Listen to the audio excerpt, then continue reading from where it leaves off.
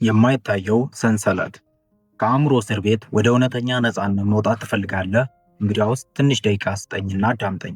ሰላም ጤና ይስጥልኝ የአእምሮ ጥበብ ቤተሰብ። ዛሬ የምንነጋገረው ስለ አንተ፣ ስለ እኔና ስለ ሁላችን ህይወት ነው። ለመሆኑ በዓለም ላይ ካሉት እስር ቤቶች ሁሉ እጅግ አደገኛ የትኛው ይመስላችኋል? የድንጋይ ግንብ ያለው ግዙፉ እስር ቤት ወይንስ በብረት የታጀበውና ዙሪያውን በጥበቆች የተከበበው የሚያስፈራው ትልቅ እስር ቤት? ሁለቱም አይደሉም። በጣም አደገኛው እስር ቤት ግድግዳ የሌለው ጠባቂ የማይቆምበት ነገር ግን ሚሊዮኖችን አግቶ የያዘው የአእምሮ እስር ቤት ነው። ብዙዎቻችን ስኬታማ እንዳንሆን ያገደን አቅም ማጣታችን ሳይሆን በውስጣችን የገነባነው የማይታይ ሰንሰለት ነው። ይህንን እውነት በአንድ ወቅት በአንድ ዝነኛ ሰርከስ ውስጥ ይኖር በነበረ አንድ ግዙፍ ዝሆን ታሪክ በመነሳት ልንገራችሁ። ይህ ዝሆን እጅግ በጣም ብዙ ኪሎ የሚመዝኑ ሸክሞችን ማንቀሳቀስ የሚችል፣ ግንቡን ጥሶ መውጣት የሚችል ታላቅ ጉልበት ያለው ሲሆን፣ ነገር ግን የሚገርመው ነገር ይህ ግዙፍ እንስሳ የሚታሰረው በአንዲት ቀጭን ገመድና መሬት ውስጥ በተሰካች አንዲት ትንሽዬ እንጨት ወይም ካስማ ነበር። ታዲያ እንዴት ብለን እንገረም ይሆናል? ነገሩ ምን መሰላችሁ? ይህ ዝሆን ገና ጨቅላ ያለ ወይም በ5 ወሩ ነበር በዛች ገመድ አለቃው ማሰር የጀመረው። ታዲያን ጊዜ ታስሮ እያለ ያችን ትንሽ ገመድ ለማስለቀቅ በጣም ብዙ ሞክሯል፣ ግን አቅም ስላልነበረው አልቻለም። እግሩ ቆስሏል፣ ደምቷል፣ ግን ገመዱ አልተበጠሰለትም። በመጨረሻም ዝሆኑ አንድ ድምዳሜ ላይ ደረሰ። እሱም ይች ገመድ ከእኔ ትበልጣለች፣ እኔ ደካማ ነኝ፣ መታገሉ ጥቅም የለውም ብሎ አመነና ከዛ ወዲህ አንድም ቀን ሳይሞክር አእምሮ ውስጥ በፈጠረው እምነት መኖር ጀመረ። ዛሬ ዝሆኑ በጣም ትልቅ ሆኗል። ክብደቱም 5000 ኪሎ ይመዝናል። ነገር ግን ያቺ 100 ግራም የማትመዝን ገመድ አሁንም አግታ ይዘዋለች። ምክንያቱም ሰንሰለቱ ያለው እግሩ ላይ ሳይሆን ያኔ አእምሮ ውስጥ ባለው አልችልም በሚለው መንፈስ ውስጥ ስለሆነ ነው። ይህ የዝሆን ታሪክ የእያንዳንዳችን ህይወት ምስል ነው። እኛም እንደ ዝሆኑ በልጅነታችን ወይም ባለፈው ታሪካችን የታሰርንባቸው ገመዶች አሉብን። ምናልባት እኔ ንግድ አይሆነኝም ትል ይሆናል፣ ምክንያቱም ደግሞ ድሮ አንድ ጊዜ ከስረ ስለነበር ይሆናል። አንቺ ደግሞ ምናልባት እኔ ለማንም አልሆንም ትይ ይሆናል፣ ምክንያቱም አንድ ሰው ልብሽን ስለሰበረው ማለት ነው። ነገር ግን ትልቁ ትምህርት ያለው እዚህ ጋር ነው። ትናንት የነበረን ውድቀት የዛሬ ማንነት ወይም ደግሞ ማንነትሽ መለኪያ አይደለም። ዝሆኑ ዛሬ ያለውን ጉልበት ቢገነዘብ ኖሮ በዛች ቀጭን ገመድ ዕድሜ ልኩን ታስሮ ባልቀረ ነበር። ነገር ግን እሱ የሚለካው በትናንትናው ደካማነቱ ነው። አየህ፣ አንተም ዛሬ አድገሃል። አዲስ እውቀትና አዲስ እድል አለ። ያለፈው ታሪክህ ትምህርት ቤትህ እንጂ እስር ቤትህ እንዲሆን አትፍቀድ። ስለዚህ ካስማህን ነቅለህ መጣል ያለብህ መጀመሪያ በአእምሮ ውስጥ ነው። ብዙዎቻችን አንድ ስህተት ስንሰራ የምናደርገው ትልቁ ስህተቱን እንደ ማንነታችን አድርገን መቁጠራችን ነው። ሁሌ የማንረባ፣ ሁሌ የምንሳሳት፣ ሁሌ ሰውን የምንጎዳ አድርገን ማሰባችን ነው ትልቁ ስህተታችን። አስተውላችሁ ከሆነ ዝሆኑ ገመዱን መበጠስ ሲያቅተው ዛሬ አልቻልኩም አላለም፣ እኔ መቼም አልችልም ብሎ ነው የደመደመው።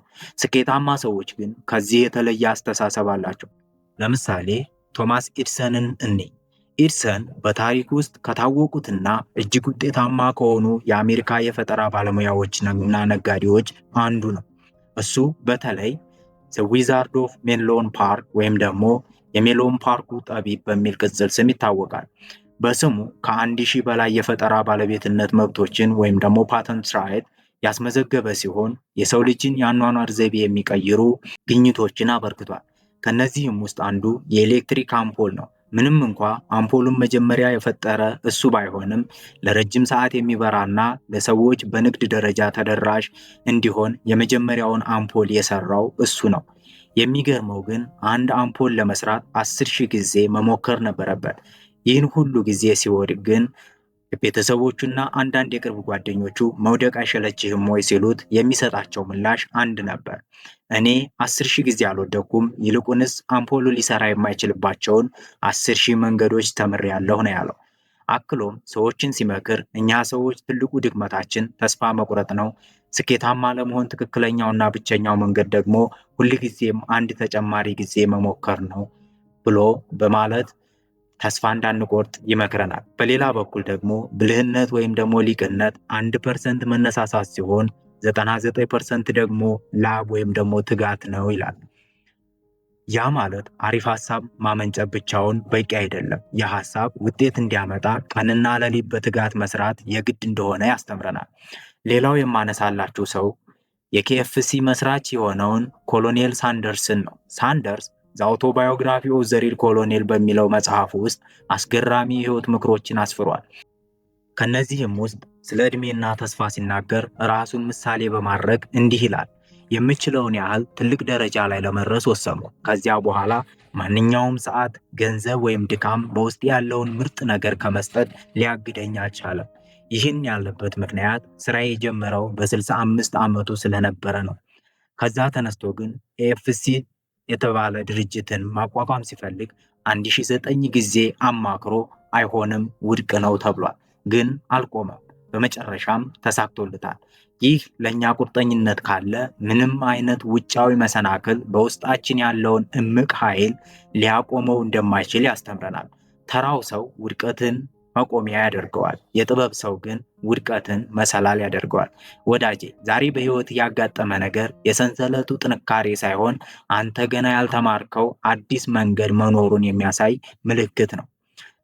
ለዛም ኢድሰን ያስተማረን ውድቀት የመንገዱ መጨረሻ ሳይሆን የተሻለ መንገድ መፈለጊያ መሆኑን ነው። ኮሎኔል ሳንደርስ ደግሞ ያሳየን ስኬት የቀጠሮ ቀን እንደሌለውና በ65 ዓመትም ቢሆን 1000 ጊዜ እምቢ ተብለህ ማሸነፍ እንደሚቻል ነው። ሁለቱም የሚሉን አንድ እውነት አለ። እሱም ሰንሰለቱ ያለው በአእምሯችሁ ውስጥ ነው። እሱን ስትበጥሱት ዓለም ለእናንተ እጅ ትሰጣለች የሚል መልእክት ያስተላልፉልናል። ታዲያ ከዚህ እስር ቤት እንዴት እንወጣለን? መንገዱ የሚጀምረው በንቃት ነው። መጀመሪያ ያሰረህን ውሸት ለይተህ እወቅ። አልችልም የምትለው ነገር በእውነት ዛሬም ያስፈራል ወይንስ የድሮ ጥላህ ነው? አእምሮ ልክ እንደ ኮምፒውተር በመሆኑ የድሮውን የውድቀት ሶፍትዌር አጥፍተህ በአዲስ የስኬት ሶፍትዌር መተካት አለብህ። በየቀኑ እችላለሁ የሚሉ ቃላትን ለራስህ ንገረው። ትልቁን ገመድ ለመበጠስ ደግሞ በትንሽ ድሎች ጀምር። ዛሬ 1 ገጽ መጽሐፍ አንብብ። ዛሬ 5 ደቂቃ ስፖርት ስራ። እነዚህ ትንንሽ እንቅስቃሴዎችህ ለአእምሮ ገመድ እየተበጠሰ ነው የሚል መልእክት ይሰጡታል። ሌላው ወሳኝ ነጥብ አሰልጣኞችህን ድምፅ አለመስማት ነው። ዝሆኑን ያሰረው አሰልጣኙ ነው። አንተንም አትችልም የሚሉህን አሉታዊ ሰዎች ድምፅ ዝጋ። አካባቢህን አጽዳ። በዙሪያ ያሉ ሰዎች ሰንሰለትህን የሚያጠብቁ ከሆነ ራቃቸው።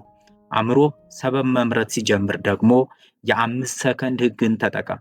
5 4 3 2 1 ብለህ ቁጠርና ወዲያውኑ ወደ ስራ ግባ። ፍርሃት ጊዜ ሲያገኝ ያድጋል፣ እርምጃ ስትወስድ ግን ይጠፋል።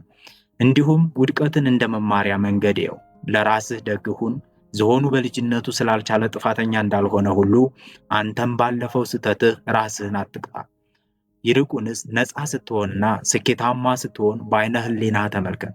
በመጨረሻም ወዳጆቼ ማስታወስ ያለባችሁ ነገር ቢኖር ዝሆኑ በሰንሰለት የታሰረው ሰንሰለቱ ጠንካራ ስለሆነ ሳይሆን እሱ ራሱን ደካማ አድርጎ ስላሰበ ነው።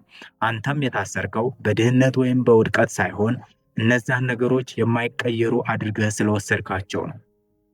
ዛሬ ያችን ገመድ በጥሳት። አንተ ከገመዱ ወይም ደግሞ ከትናንትናው ስተትህ በላይ ነህ። ታላቁ ለውጥ የሚጀምረው ከነገ ሳይሆን ከዛሬ ነው። ዛሬ ወስን። የትኛውን ሰንሰለትህን ነው የምትበጥሰው? በኮሜንት ላይ ዛሬ ሰንሰለቴን እበጥሳለሁ ብለህ ጻፍ። ይህ ውሳኔህ ወደ ነፃነት የምታደርገው የመጀመሪያ እርምጃ ይሆናል። የአእምሯችሁ ጌታ ሆናችሁ በድል ኑሩ። በሚቀጥለው ቪዲዮ እስክንገናኝ ቸር ያቆየን።